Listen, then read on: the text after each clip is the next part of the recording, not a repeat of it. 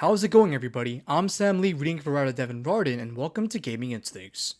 At the beginning of the Xbox Bethesda showcase, Pete Hines of Bethesda Softworks mentioned that Starfield would make an appearance at the end of the event. The showcase was excellent, showing off a wider range of games. However, I was most excited about the promised Starfield presentation. This was the perfect time for Bethesda to show off an in-depth look at the game, and it did not disappoint, exhibiting gameplay, RPG mechanics, and its massive scale. Now that we finally have solid information, here's everything that excited us and everything that left us a bit skeptical. Number 8. Space Travel.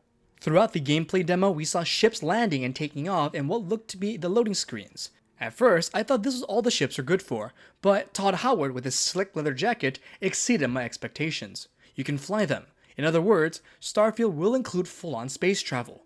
The extent of this gameplay is unknown, and we have several questions. Can you fly anywhere, or are there limited zones designated for space travel? Is the open world barren, or can you find captivating sights and quests scattered throughout? The answers to these questions may make or break the mechanic, but for now, it's exciting that Bethesda is attempting it. Additionally, the space combat looked fun and strangely beautiful with subdued explosions and floating ship debris. Number 7. Outdated dialogue view and animations. One thing we can expect from Bethesda games is clay-like characters staring into your soul as you pick a line of dialogue.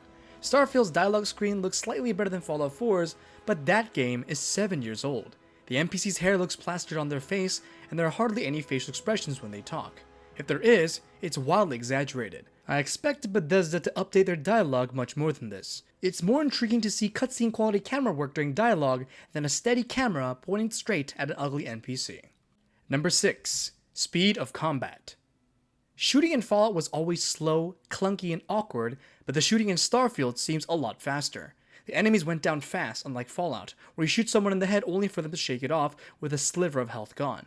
Beyond that, the movement speed is faster and there is much more verticality thanks to the character's jetpack. Also, we saw some zero-gravity combat, which should add some creativity to the basic sprinting and shooting we've come to expect. Number 5. Bethesda Jank. You will see this idea echoed throughout most of the negatives, but I was hoping Bethesda would make some big steps to the new engine.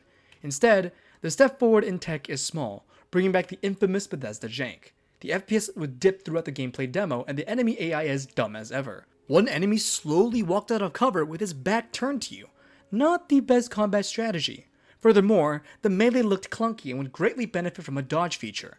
Still, there are a few things to consider about this point. First is that the game will release in 2023, so there's time for polishing, and secondly, Bethesda Jank is part of the game's DNA. It adds some flavor, but it does get old seeing the same old issues pop up game after game. Number 4. The environment variety. The benefit of the space setting is that artists can go all out with wacky and unique design choices. The Crete moon showed off in the gameplay trailer was dull and gray, but we also saw some glimpses of other planets and locations. There's a sprawling city called New Atlantis, and some unnamed planets such as one with a neon underbelly city, and another with big crystals jutting out of the ground, and one with a peaceful tropical beach. With a game so big, I'm surprised to see this much diversity in environments, and hopefully, each planet will feel unique in its own way. Number 3. Graphics leave much to be desired. Again, this goes back to the unmet expectations of the new engine. The best thing I can say about the graphics is the lighting inside darkly lit rooms. Seeing the light span across a shiny floor gave me an idea of what a current-gen Bethesda game should look like. Everything else was a little lackluster, especially the textures. The ship is muddy, and so were several pieces of the environment. Additionally, the smoke effects looked overly pixelized. Graphics are not everything, and I'm okay if they're sacrificed for a good cause. However, what Starfield had to show was not too impressive for a AAA game. Number 2. Customization. It looked like a lot is going into letting players define their character. The character creator, despite being subjected to the ugly character models, seems incredibly in-depth. But that's far less interesting to me than crafting the character's backstory and personality. There are several backgrounds to choose from, such as a Ronin, Cyber Hunter, or Industrialist, which will give you 3 different starting skills. Different traits will also negatively or positively affect your skills. Beyond customizing your character, players can also customize the ship part by part. The same can be done with your home base, a Fallout 76 function that has surprisingly become popular among the community. For the building aspect, I do hope they're optional because not everyone is interested in them. I, for one, am a fan of having a home I can call my own in these open world RPGs. And finally, number 1, there are too many planets. Aggressively large games are a perplexing marketing beat to me.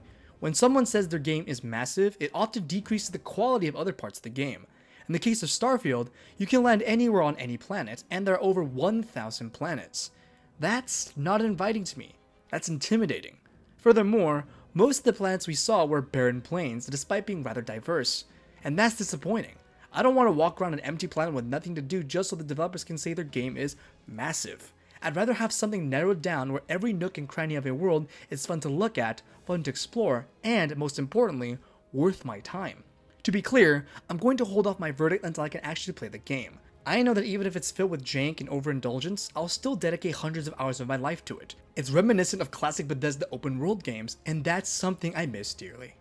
And this has been Gaming Instincts. To see more videos and content like this in the future, make sure to subscribe. Thanks for watching. This has been Sam Lee, and until next time.